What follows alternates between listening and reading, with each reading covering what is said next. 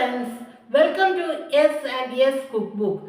ഇന്ന് ഞാൻ വെജിറ്റബിൾ കുറുമയാണ് ചെയ്യാൻ പോകുന്നത്. അതിനാവശ്യമുള്ള ഇൻഗ്രീഡിയൻസ് നമുക്ക് കാണാം. ഒരു വലിയ സവാള ചെറുതായി അരിഞ്ഞത്,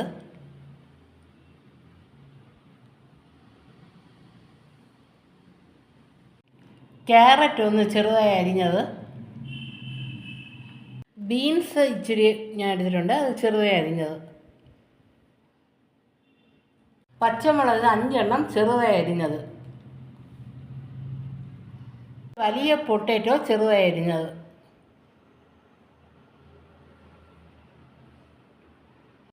ginger garlic paste, 1 table spoon മല്ലിപ്പൊടി, അരയ്ക്കാനായി ഇച്ചിരി തേങ്ങയും ഇച്ചിരി കാഷ്യൂസ് രണ്ടും ഒരുമിച്ച് അരയ്ക്കുക. ഇതൊന്ന് ഏലം, ഇത് പട്ട, ഗ്രാമ്പ്, ഏലം ഇത് വന്ന് താളിക്കാനായിട്ടാണ്. ഒരു കടായി അടുപ്പത്ത് വെച്ചിട്ട് എണ്ണ ഒഴിച്ചു കൊടുക്കുക. എണ്ണ ചൂടാകുന്നതിന് ശേഷം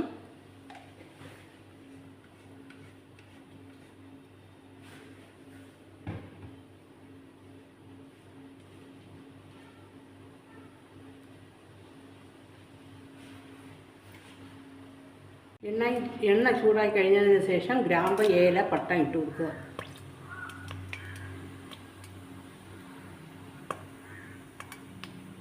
ഇനിയത്ത് സവാളയും ഉപ്പും ചേർത്ത് വഴറ്റുക.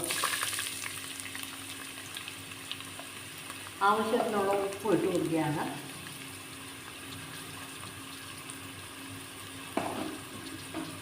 നല്ലപോലെ വഴറ്റുക.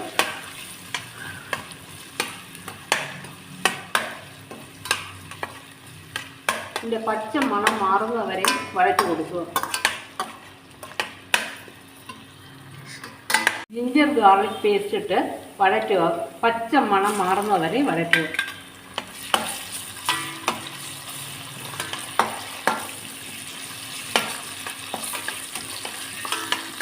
നമ്മൾ ഗ്രീൻ ചില്ലിയും കറി ലീവ്സും ഇട്ട് കൊടുത്ത് വഴറ്റുക.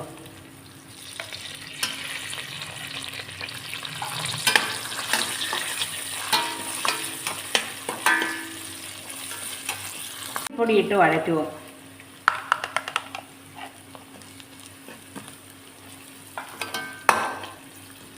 ബാക്കിയുള്ള വെജിറ്റബിൾസ് എല്ലാം പൊട്ടാറ്റോ, ക്യാരറ്റ്, ബീൻസ് എല്ലാം ഇട്ട് കൊടുത്ത് വഴറ്റുക. ഇച്ചിരി ഒരു ശകല ലൈറ്റായിട്ട് ഒന്ന് വഴറ്റി കൊടുത്തതിന് ഉടൻ നമുക്ക് ഇനി വെള്ളം ഒഴിച്ചു കൊടുത്ത് വേവിക്കാൻ വയ്ക്കാം. വെള്ളം ഒഴിച്ചു കൊടുത്ത് കുറച്ചുകൂടെ വെള്ളം ഒഴിച്ചു കൊടുക്കുക.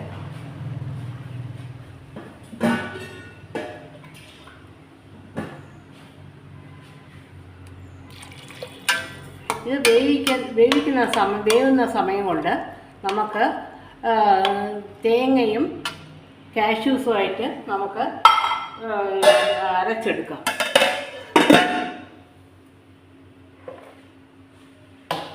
വെജിറ്റബിൾസ് അത്രയും വെന്തിട്ടുണ്ട്. ഇനി നമ്മൾ അരച്ച് വെച്ചിരിക്കുന്ന തേങ്ങയും കാഷ്യൂസുമായിട്ട് നമ്മൾ ചേർത്ത് ഇളക്കി കൊടുക്കുക.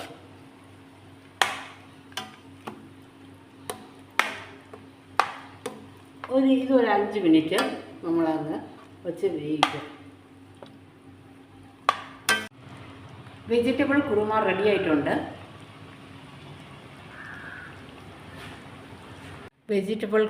റെഡി ആയിട്ടുണ്ട്. ഞാൻ അവസാനമായിട്ട് മല്ലിയില, അരിഞ്ഞു വച്ചിരിക്കുന്ന മല്ലിയില ഇട്ട് കൊടുക്കുകയാണ്.